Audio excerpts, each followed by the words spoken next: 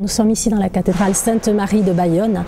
Cette cathédrale est une magnifique cathédrale de style gothique. Elle a été élevée durant le Moyen-Âge sur la colline dominant les terres basses à proximité de la Nive et de l'Adour. La cathédrale de Bayonne a été élevée à partir du XIIIe siècle, la cathédrale gothique, du moins celle dans laquelle nous sommes, à partir du XIIIe siècle jusqu'à la fin du Moyen-Âge, jusqu'à la fin du XVe siècle, début du XVIe siècle, date à laquelle on a interrompu les travaux et les travaux n'ont été achevés avec la construction de la façade, avec l'achèvement de la façade qu'à la fin du XIXe siècle.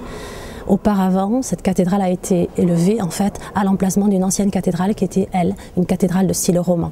Donc la cathédrale romane ayant brûlé par 2 fois, on a dû reconstruire cette cathédrale au XIIIe et durant plusieurs siècles, 250 ans de travaux pour reconstruire le monument où nous sommes.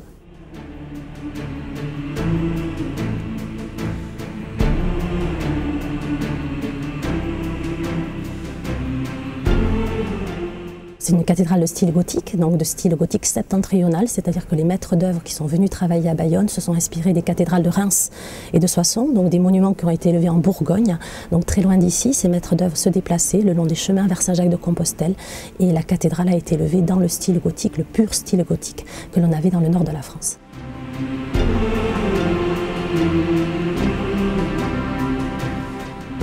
La cathédrale ainsi que tous les monuments majeurs de Bayonne au Moyen-Âge ont tous été élevés donc avec la pierre de Mousserolles, donc cette pierre, ce grès coquillé jaunâtre donc, que l'on a utilisé pour construire tous les bâtiments à ce moment-là. Donc la partie médiévale de la cathédrale donc, a été élevée, donc l'intérieur, une partie de la façade, tout ça, ça a été élevé avec cette pierre jaune.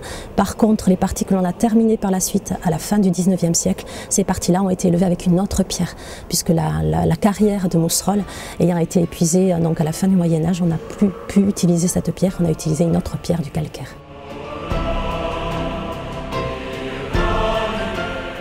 Alors les architectes, les maîtres d'œuvre plus exactement au Moyen-Âge qui ont construit la cathédrale, donc comme je disais, donc, ont parcouru probablement de longues distances pour arriver jusqu'ici.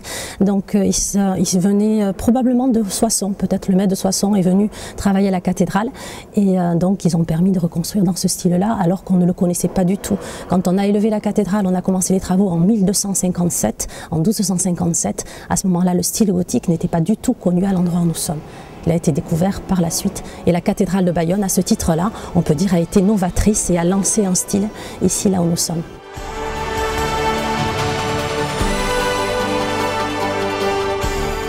Alors la cathédrale, donc justement pour montrer donc l'importance de la cité de Bayonne, donc autrefois la cité de la Pourdompe puis la cité de Bayonne, donc a été construite avec des dimensions assez conséquentes, donc pour être vue de loin et montrer son importance et puis accueillir la population de Bayonne et les pèlerins qui étaient aussi très nombreux. Donc il y a une vocation d'accueil dans cet espace où nous sommes et donc les dimensions sont, on va dire, d'à peu près 80 mètres de longueur sur 46 mètres de large pour la cathédrale à l'extérieur. La façade s'élève à 80 mètres de hauteur, 26 mètres 50 pour terminer, de hauteur sous clé, puisque la hauteur sous clé est importante.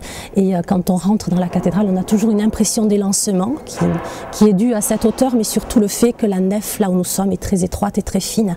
Et en fait, on a le regard qui est aspiré vers le haut, qui est attiré vers le haut. On a en bas de l'obscurité, en haut de la lumière. Tout concourt à donner cette impression-là de hauteur, en fait. Dès le départ, les architectes, les maîtres d'œuvre, donc également les donateurs en fait, puisqu'il y a pour construire un bâtiment durant autant de temps, il a fallu bien sûr donc faire appel à des donateurs. Donc le but des hommes au Moyen-Âge, donc quel qu'il soit, était d'élever des monuments pour s'approcher le plus près de Dieu, s'approcher le plus près de la lumière. Donc c'est pour ça qu'on a cette lumière avec ces vitraux multicolores en hauteur qui donnent cette impression de présence dans l'endroit où nous sommes. Ces vitraux en plus donc, sont des vitraux qui ont été faits au moment de la construction, donc on a quand même des vitraux remontant au XIVe, XVe, XVIe siècle, donc de très beaux exemples donc, de l'art du vitrail à cette époque-là, sur place ici. Donc on a cette lumière qui vient d'en haut, alors qu'en bas l'obscurité, ceci dit, elle n'est quand même pas totalement dominante en partie basse, puisqu'on a une ouverture avec les vitraux des chapelles latérales.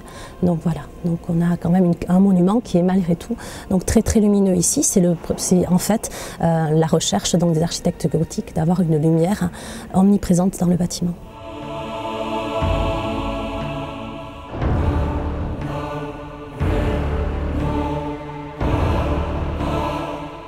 Autre élément caractéristique, donc ici dans la nef, donc nous retrouvons des clés de voûte, je le disais à 26,50 m. Toutes ces clés de voûte racontent une partie de l'histoire de Bayonne.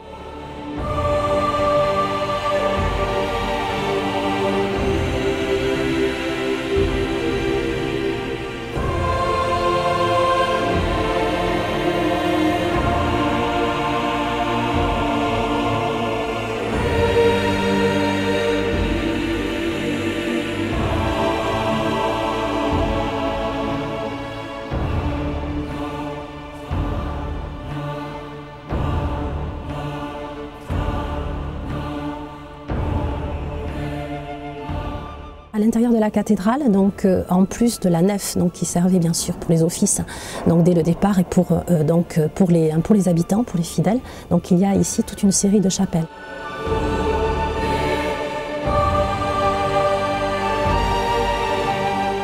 Il y a eu une grande période d'interruption dans les travaux de la cathédrale, comme dans beaucoup d'autres bâtiments en France. Donc à partir de la fin du Moyen-Âge, début de la Renaissance, donc il y a eu un arrêt des travaux qui était dû à une interruption. Donc il n'y avait plus de finances pour élever donc, la cathédrale.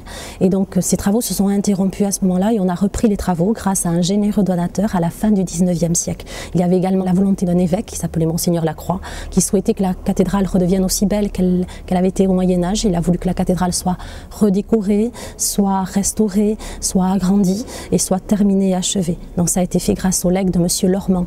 Donc à sa mort, M. Lormand a légué une partie de sa fortune pour terminer la cathédrale. Grâce à cet argent, grâce à la volonté de l'évêque et grâce à un architecte qui s'appelait Émile Buswilwald. Donc ces trois éléments ont permis d'achever la cathédrale.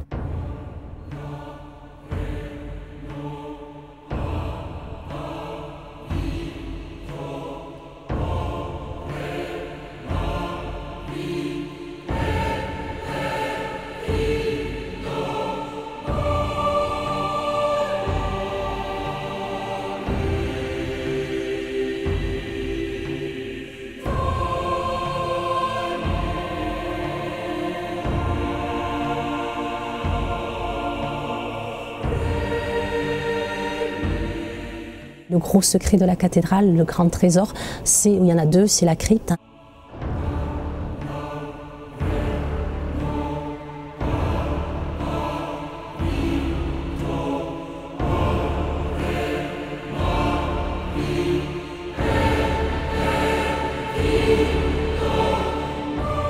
Et l'autre très grand trésor, c'est le portail sud de la cathédrale, qui est magnifique, qui a été préservé donc, des destructions de la Révolution, puisqu'il est vrai quand même que la cathédrale a été détruite, les deux portails de la cathédrale accessibles, donc portail nord et portail ouest ont été détruits, les sculptures ont été détruites durant la Révolution. Il est vrai qu'autrefois les portails étaient sculptés, magnifiques, peints, et donc tous ces éléments-là ont été cassés, les révolutionnaires trouvant ces sculptures à portée de main, donc tout ça, ça a été détruit. Par contre, donc, il y a un portail qui a été préservé, c'est le portail sud.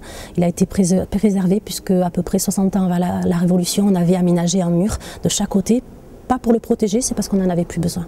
Donc n'ayant plus besoin de ce portail, il a disparu de mémoire. Les révolutionnaires n'ont pas pu le détruire puisqu'ils ne savaient pas qu'il y était. On l'a retrouvé par hasard, ce magnifique portail sud portant des sculptures du XIIIe. On l'a retrouvé par hasard quand on a aménagé la sacristie dans le prolongement de la chapelle paroissiale.